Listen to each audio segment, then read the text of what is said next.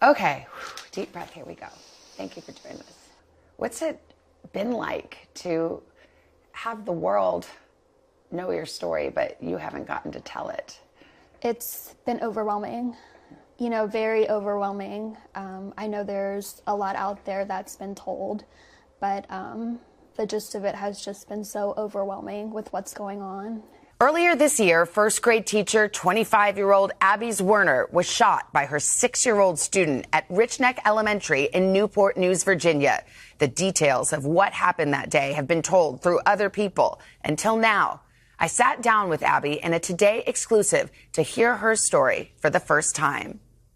One of the things that we talked about when we first met on the phone was why you wanted to tell your story and what it means to you to get to tell your own story. I think just because it's coming from me, I'm the person who has gone through this experience and has been through the trauma, and it's my story. It's a story that left the world in disbelief. We have a report of a teacher shot. Active shooter. They're in lockdown. Unknown where the shooter is at this time. First grade student. Unknown where that student is. This shooting was not accidental. It was intentional. So let's talk first about just how are you doing? How do you feel? How is your recovery going? I've been doing okay. It's been challenging. I've gone through a lot of obstacles and challenges. Some days are not so good days where I can't get up out of bed. Some days are better than others where I'm able to get out of bed and make it to my appointments. Stay pretty busy with the occupational therapy appointments and therapy appointments. But, from going through what I've gone through, I try to stay positive, try to have a positive outlook on what's happened and where my future's heading. You just had a surgery on your hand. What have you gone through? What are the physical injuries? So a lot of it was in my hand. The initial gunshot went through my left hand and ruptured the middle bone as well as the index finger and the thumb. The gunshot then went into my chest up here where it actually still remains. So I have a scar up here and I still have some bullet fragments up here. So part of that bullet is still there? Yes. Do you think it will always be there, or do they think they'll remove it someday? I think it'll always be there. That's kind of profound in a way to think about. Tell me about the use of your hand. What is your hope about regaining the use of your hand? Well, at the moment, I don't have full function. It's hard to bend. It's hard to pick up things and even make a fist with it. That's been really challenging to work with, and it plays in my daily life. So things such as, opening a water bottle myself or sometimes pulling up pants by myself, it's hard to do with one hand.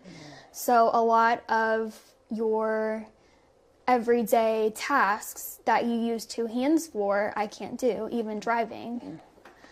So it's been really challenging. Is it your hope, is it the doctor's hope that you'll be able to get most of your function back? Or is that just one of those things we don't know right now? I believe it's one of the things we don't know right now. We work very hard in occupational therapy and with doctor's appointments, but we're unsure of what the future holds for it. I asked you a lot about the wounds that we can see, but there are wounds that we can't see. Yes. How are you doing? At first, it really shook me up. They were open wounds that I could see, and seeing an open wound on your body and remembering how you got it is pretty traumatizing in itself. I think it's been helpful now that they've scarred over. I have the wound from the bullet hole, and I have a wound on my side here, a big scar on my side here from when they had to use a chest tube from when my lung collapsed. They had to get a chest tube in there in the trauma room to get the blood and the fluid out of the lung area.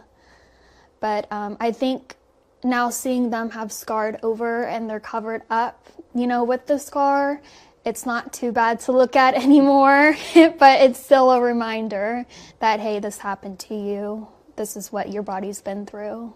Tell me why you got into teaching. Growing up, I would write in journals, what do you want to be when you grow up? Teacher, I want to be a teacher. And I think that inspiration came from my mom. She was a teacher. But when I went to college, I volunteered at an after-school program that worked with children. And I helped them with their homework, and I played games with them. And I was like, I really enjoy this. I love working with children, and I could see myself working with children in, sort of a school environment. You went to college, you got your master's. Yes. You graduate, your first teaching job is right in the middle of the pandemic. So Yes. you were a Zoom teacher before you really got to be in the classroom. Yes. That was, nothing that college ever prepared us for. Yeah. Just teaching through a laptop. And then we went into a hybrid environment where I had maybe a handful of students in the classroom. And what was it like when you got to finally be in the classroom with your kids? Oh, it was amazing. It was like the moment that you had been waiting for. Like, this is what I've been practicing. This is what I've studied. This is what I've been looking forward to. It's finally here. I guess you had taught I think my timing is right, about a year or two. So we're coming into January of 2023. When Christmas break was over and you were coming back to school and coming back to the classroom, how were you feeling about everything? What was on your mind? I was excited to be back after break. Breaks are always nice because you get a break, and mentally you get a break. But I was excited coming back into the classroom and starting off kind of, your second semester of the school year to really kick back learning again, and to hopefully watch them grow and learn even more. So it was January 6th of this year. What do you remember about that day? I remember a lot.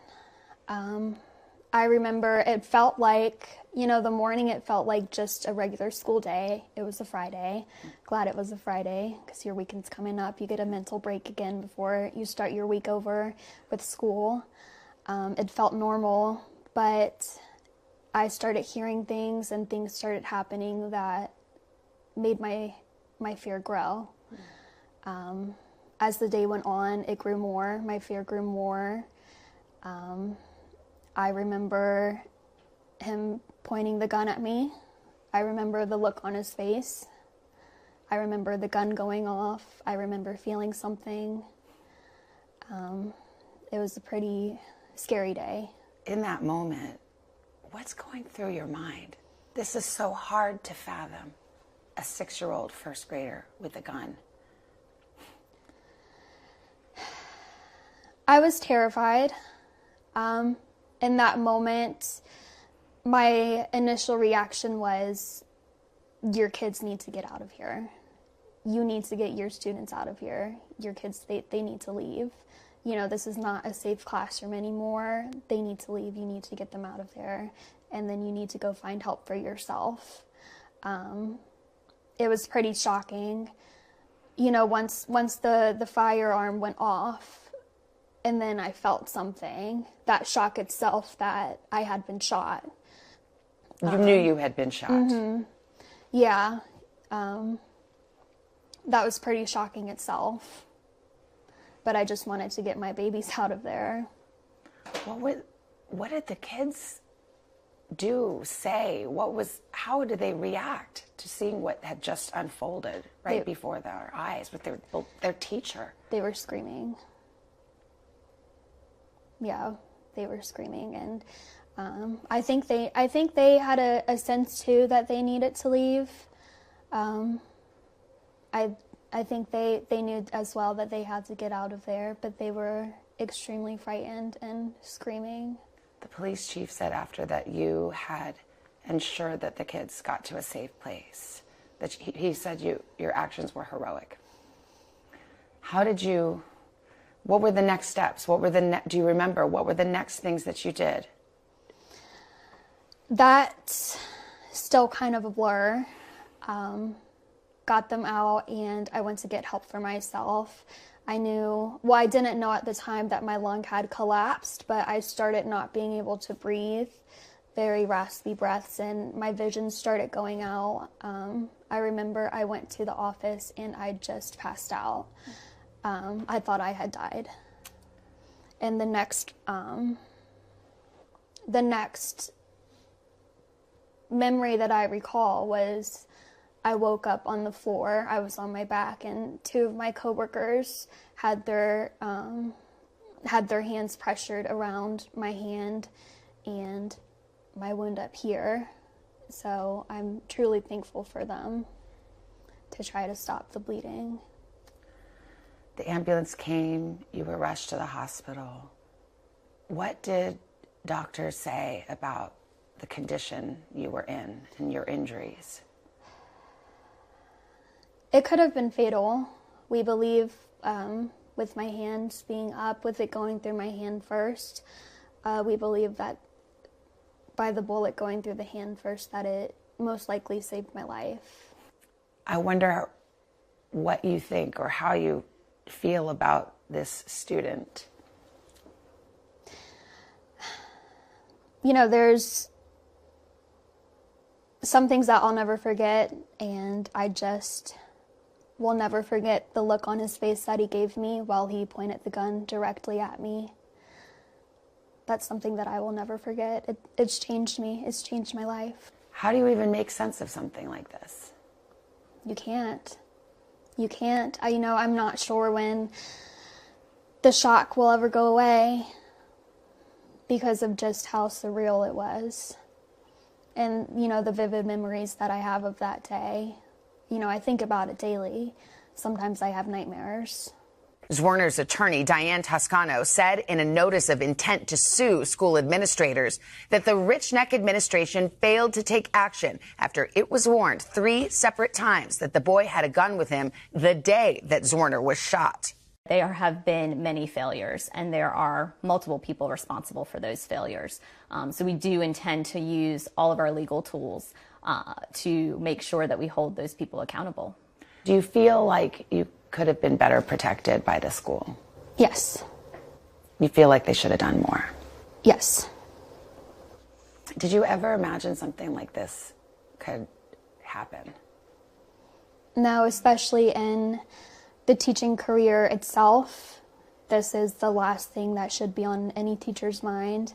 The prosecutor announced there would not be criminal charges against the 6-year-old boy. Do you have an opinion about that decision? I'm not going to weigh into the prosecutor's decision, but I am following very closely the Newport News prosecutor to see what they do in this case and who they do charge, ultimately, if they do charge anybody. When you think about everything that's happened and what happened to you, what does justice mean to you in this case? That's a tough question to answer. Yeah. Diane, for you, what do you think is justice when you look at a circumstance like this? As Abby said, that is very tough to answer. My job is to hold those accountable that I can hold accountable, and I'm going to do that. I'm going to use the legal tools that I have to do that. There were failures that day, and those failures could have prevented this tragedy from happening. Abby's going to have to deal with this her entire life, both physically, emotionally. Newport News Public Schools told NBC News in part they are aware of this interview, and while they cannot comment on the interview or Ms. Zwerner's comments, they appreciate Abby sharing her story. The statement goes on to say they are addressing safety and security throughout the division and created 3 advisory committees focused on family engagement, school safety, and student rights and responsibilities. They have also added more security measures, engaged in independent school security consultants, and moved forward with the review of student behavior and supports, adding, "We will continue to do whatever it takes to ensure a safe and secure teaching and learning environment across our schools." Additionally, an attorney for the boy's family tells NBC News, "We welcome the prosecutor's decision not to charge the boy and continue to pray for Ms. Zwerner's complete recovery." In the moments after the shooting, Zwerner's mother and sister rushed to be by her side. Julie, for a mom, I can't begin to imagine. What was that day like for you? Shocking, very surreal. I broke a lot of speed limit laws traveling from Williamsburg to the hospital. Hannah heard me hysterical on the phone, as did a friend of mine that I had called. I didn't know anything. You know, I got a phone call. This is so-and-so. Abby's been shot. She's at Riverside. That's all I knew. Didn't know if she was alive or not. Had no idea that she was shot by one of her students. You're a teacher. Right. I mean. Right. But, I mean, you know, just as a mom, like, to know that your child has been hurt, and I can't even describe it. It's terrifying. Terrifying. Once at the hospital, Julie waited anxiously for any update. In fact, when I got to the hospital, it was locked down, and I couldn't even get in. I had my ID in my hand. You know, I'm just trying to get in and see if she's okay. Mm-hmm. And they wouldn't let me in for about 10 minutes. Finally, 2 detectives met me at the door with hospital security, and the 3 of them walked me down this very long hallway in the hospital. And I realized we were headed to the sanctuary. And yeah, exactly. My heart just, you know, and so I started to steel myself, like, okay, I know where this is going. And, you know, you can't prepare for that, of course. It was just surreal. Didn't feel real, like I was watching this outside of my body. Mm-hmm. Thankfully, those detectives immediately told me once we got in there, they said, she's getting some CAT scans. Oh. So it's like, okay. That was the first word you had really heard of who she was. I had no idea. Right. And then that was followed by, and she was shot by one of her students. Mm-hmm. Like, that was the very next thing I heard. What did you think when they said she was shot by a student? I probably had some expletives running in my head. I might have even said them out loud, like, what? Are you kidding me? And I know I lost it at that point. It just, you can't wrap your head around that. All of us being teachers in classrooms at rough schools, rough kids, that's not, you're never afraid like that. I never would have thought. And when you saw Abby? Oh my gosh, she called me mommy. You don't call her mommy anymore. No, she called me mommy, and I knew, like, oh my gosh, this is real. I haven't heard mommy in a long time, and it kind of broke my heart. Yeah. What about you, Hannah? How did you hear this news? A coworker who had been notified, I think to tell me calmly what had happened, ran into my room. I'm also a teacher, so I was lesson planning. I called mom, she's crying. No one wanted me to drive, but I got in my car and I drove, and just like mom, I thought Abby was dead because we didn't have any news, just that she had been shot. When you finally got to see her in the hospital, how did she look to you? You don't know what to picture. You know, you watch the medical shows and you kind of have an idea in your head of what to expect. She looked bad. Really out of it. Really fragile. Do you remember those early days in the hospital? Not much. Yeah. Not much. It's just a blur. Things happened very fast, you know, trying to save me. Yeah. So it just seems like a big blur. Yeah. Did they do a surgery right away, more or less? Or did they? Or they did the next day. The next day, okay. Yeah, they had to stabilize the bones that were still in her hand. Yeah. So they inserted several pins just to kind of get things back to where they're supposed to be. Yeah. That was the very next day. Yeah. Hannah, you've been helping to take care of your twin sister. What has this time been like? I'm just so grateful that I was able to be there for her. We already lived together, which was nice, but we spend every waking moment together. And just being able to take care of her, and it's taking her to appointments, it's making her food, it's cleaning up, opening toothpaste, things like that. I'm really, really grateful that I'm able to help her with that and be there for moral support too. We were talking about, you know, this is a story that so many people talked about, and this is Abby's chance to tell her own story. What would you want people to know about Abby and about your family and how you're doing? She will never give herself enough credit. She's always downplaying everything. I look up to her. She's an inspiration. She saved her students' lives. I know. You did that. She doesn't think that she's a hero. You are. What about you, Julie? I am just overcome with sadness when I think about it. Just, this should never have happened. It's tragic how much her life has changed, and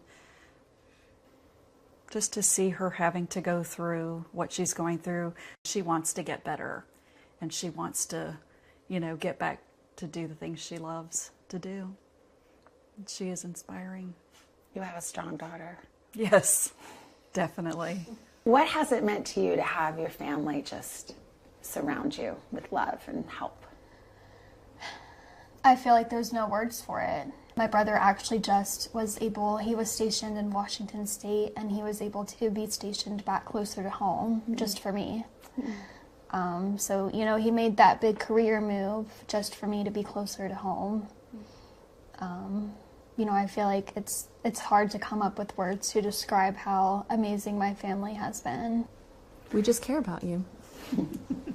But the support she's received has extended far beyond her family. What's it been like to have this become a national and even international story that you are at the center of? I mean, I'm sure it's surreal. Yes. Very surreal, like you said, and just overwhelming. It's hard to comprehend sometimes how many people out there really are just supportive and caring. That in itself has been hard to comprehend. There have been so many strangers reaching out.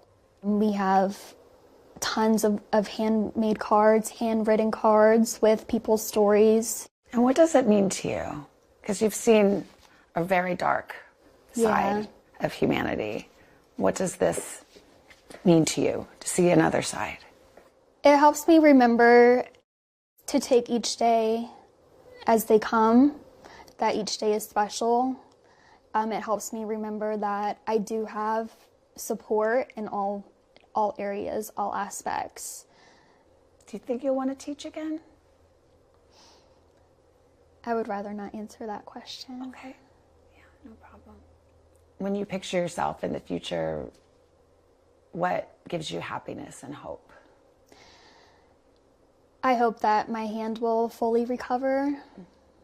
I hope my mind will be at more peace, the more time goes on. Really just take it day by day. What would you want people to know about you now? You have people who have prayed for you and sent you cards, people who are admiring you and loving you. What would you want them to know? Now they get to see you and meet you a little bit. What would you want them to know about Abby? That I'm just so thankful. I'm thankful and I'm grateful, and their messages, their cards, their support has not gone unnoticed, and it's been truly inspiring to keep pushing me to move forward in a positive way. And it's just been very uplifting, and from the bottom of my heart, I'm very thankful. What do you tell yourself to get through? What gives you hope? I'm still here.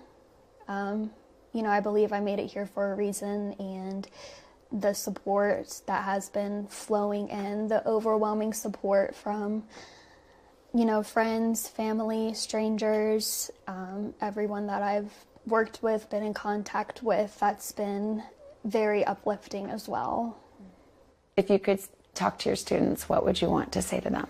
I would first tell them that I love each and every one of them. I'm very grateful that they're all alive and they're safe and they're healthy, and I just miss them dearly. Hey, thanks for watching. Don't miss the Today Show every weekday at 11 a.m. Eastern, 8 Pacific on our streaming channel, Today All Day. To watch, head to today.com/allday or click the link right here.